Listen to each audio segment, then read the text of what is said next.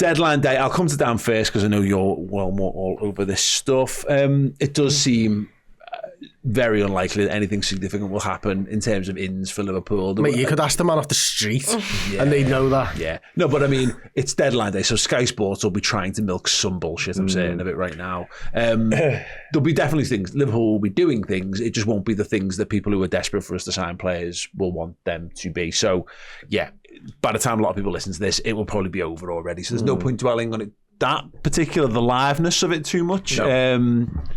But I want to start with the question really of, A, do you agree that that's the case, to throw yourself potentially to the Wolves? And also, are you cool with that? Nothing will be happening in terms of incomings. Absolutely nothing at all. I can say that with absolute chest. Am I cool with it?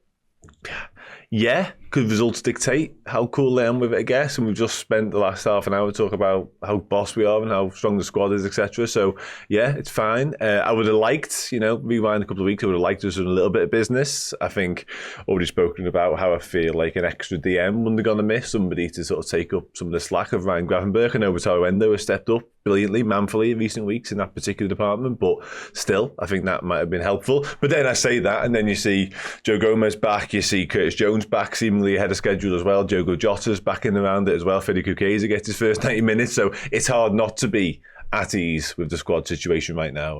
But yeah, the deadline day is going to come and go without much in the way of Liverpool news. I think Jadon Danns looks destined for Sunderland on loan, which is quite an interesting move. One that I back actually I quite like. Sunderland are in and around the playoffs, if not automatic promotion spots in the Championship right now. And he's only played literally 7 games of football this season. So go and get some minutes, Jadon. I think it's a very smart decision. There's something where obviously Doak's that way as well, albeit at Middlesbrough, that it's no bad thing actually if you want to keep tabs on a footballer. Having a couple in that area is probably going to make that a little bit easier. Tonight as well, Sunderland Middlesbrough. Jadon Danns won't be part of it, but yeah, still. But I mean, look, Chloe, go on.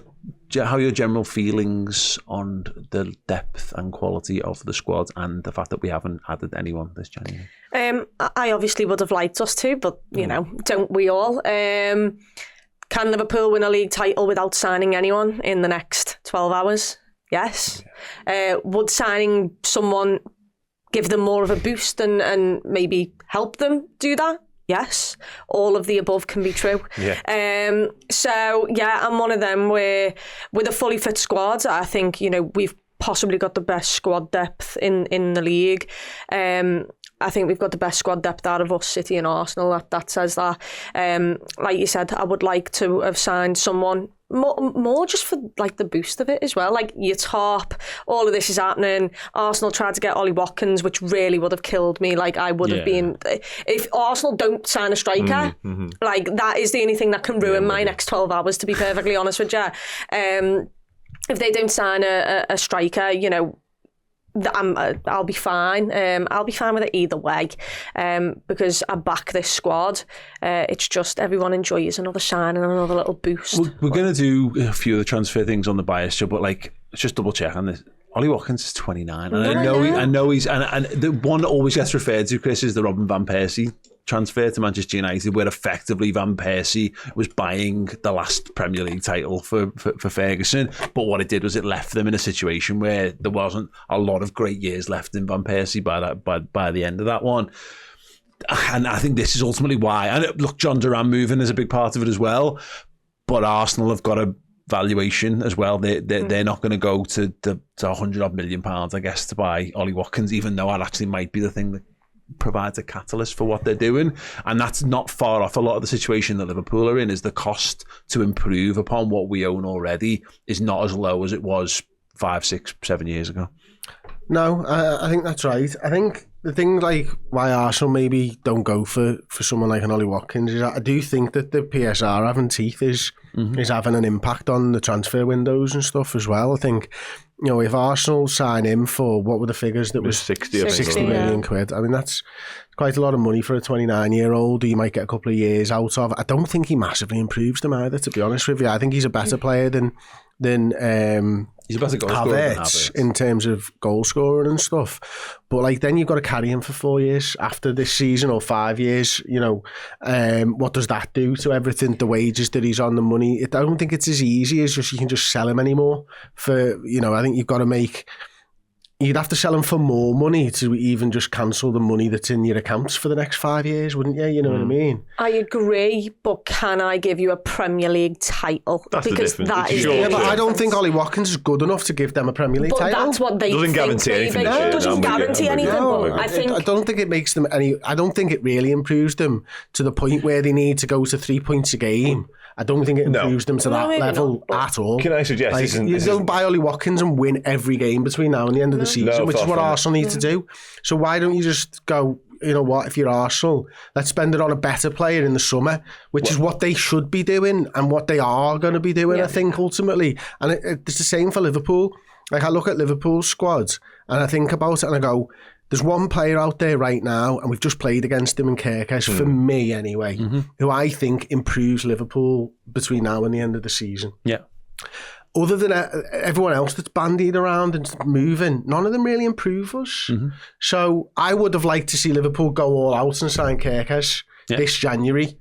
But I don't know whether there's a huge thing there that he's not allowed to buy from Bournemouth in a certain time period. It wouldn't surprise me, to be honest. It's the type of contract stuff that you would put in there if you were Bournemouth, a poaching contract of some description. Maybe it's a gentleman's agreement that you don't go back until the summer. Maybe Bournemouth just don't want to sell him now because they're pushing for Europe themselves. He himself or he doesn't want to move himself. Yeah, so for me, I don't get quite as angry about us not signing, when I don't think there's many players out there that do. I totally agree on the left back thing. That's the one for me where, in particular, in terms of our first 11, that's the one where I can see you need to move one of Robertson or Tsimikas on. I think. I thought Robertson was brilliant at the weekend, by the way. I thought he really was. Having played 45 minutes at centre half in the week as well, which was interesting. But also Tsimikas takes the corner that we score, the equalising goal against Forest. So he's got a skill set that he brings to the team and all that. So again, it's not like we've got a pair of bums who can't do. This is not the season where we had Fabio Aurelio and Emiliano Insua as our two left backs, and Aurelio was never fit, and Insua was a kid and couldn't get up to the standard, and then got thrown under the bus and got slaughtered by fans, and then his career was effectively over. Different world, and there's been countless examples of that over the years. The thing for me is it really interesting is taking it back to the team that started against PSV. So these are the players who played against PSV who weren't involved at the weekend. Kelleher, Tsimikas, Quansah, Endo, McConnell, did Elliott come up? No, Elliott, Chiesa and Danz. 5 of them, Paul. Oh, you did it! 8 footballers who started that game, and to varying ages and qualities and all that kind of stuff. But it goes back to it, Dan. Federico Chiesa, we were having debate, what's up with him? Why is it?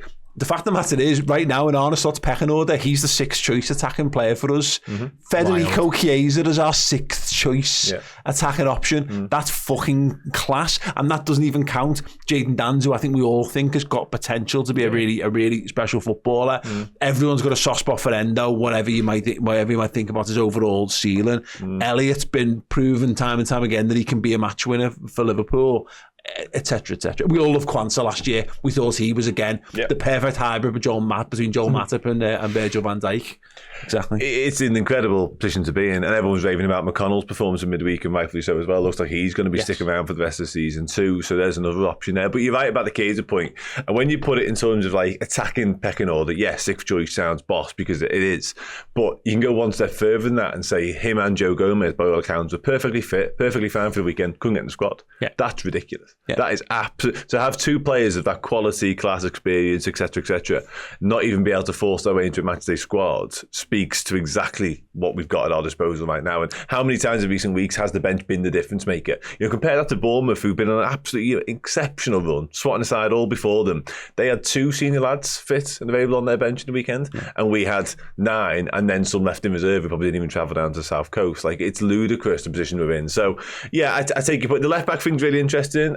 The reason I don't think we did it is because of Kostas Tsimikas and Andy Robertson. Actually, I think moving one of them on or trying to do something there mid-season feels a little bit derailing unnecessarily. Ever so slightly. I don't think we're gonna really broach that subject right now. In the summer, definitely. I think it would have been different if someone else had come in with a bid for Kerkez. You know what I mean? What about the opportunism of it all? Yeah, possibly. That's something that triggers sometimes. If you've decided he's your number one choice above all else, if someone else tries to get him in January, maybe that's the kind of thing that we end up with we carry three for this. But then on the flip side of that, if somebody turns up with 35 million for Tsimikas out of nowhere, early January, then we go, listen, this is probably going to happen in the summer anyway, so let's just do it now, potentially. Yeah, because then you'd also, the only reason I thought maybe Liverpool might do it is because if that's an area you need to improve on in the summer, well, another 15 million's going on Kerkez's head. Because, that's never really bothered. You're right, but that's never seemed to bother us. As if he's the guy, he's the guy ultimately. I get that, but what I'm saying is, that is something that you need to you can think about, and maybe getting it done in January. You taking a little bit. I mean, it depends because they're not going to want to lose him in January. Exactly. So you're not going to. Again, they're having a good season. The odds are it puts more money on his head in January than it puts on in the summer. Maybe, if you leave it, because he can continue to have a brilliant season, but he's going to be where he's going to be roughly. Yeah. People accept end of season transfers, whereas January you've then got to go and you've then got how many weeks or days to go and get your replacement when everyone knows you're cash rich over the transfer. Can I just say on that, quick? They've signed a left back who's arriving in the summer. Yeah, Soler, isn't it? Yeah, they've already signed potential Kirk as a replacement. So that summer thing, whether it's Liverpool or anybody else, that feels almost inevitable. Yeah, definitely. Yeah, I'm look as all. I'm reasonably calm about the whole thing. I agree with everyone's sentiments. It's exciting to sign players, and we signing Gakpo was great. Diaz was great. Christ, we're signing Robbie Fowler back in a January and being over the moon because you get something new to learn and something new to see, and you've got more different potential match winners. But look, Trent gets injured at the weekend, so that whole thing of we've got too many for the bench. As soon as someone else picks up an injury, you're right back to the right amount of players for the bench, but. I don't know. We've been bitten by this injury bug thing before. This time last year, it really sort of started to fall apart for us. We need that to not be the case. But even look like at Arsenal. So they've had their injury issues, and it's meant they've had to use Lewis Skelly and they've had to use Monieri probably more than they would have done if the absolute ideal was there. And those lads are flourishing and thriving as a result of it, and we've had similar examples of that over the years. So not only that, you mentioned McConnell and Dans could well end up out on loan, but there's a world where last season where they're actually playing games and getting better for us, and we've got that beneath all of these sorts of senior footballers as well. So they seem reasonable. I mean, again, Slot seems reasonably calm about it. Yeah, he mentioned in that Gary Lineker interview, didn't he, that they're working on stuff for the summer and likely to do stuff in January. And I know a lot that's it's a big red flag for a lot of people monitoring FC and all that type of stuff. But I'd rather be that, I suppose, than Manchester United, who City decide they want to try and buy Cristiano Ronaldo, and then they just go, fuck, okay, then let's just buy him for no reason whatsoever. I think there's a fine balancing act, isn't there, between not being active enough in the transfer market and being, overactive. And I think, listen, if I was in charge of the club, I would be more active than we are. Oh yeah.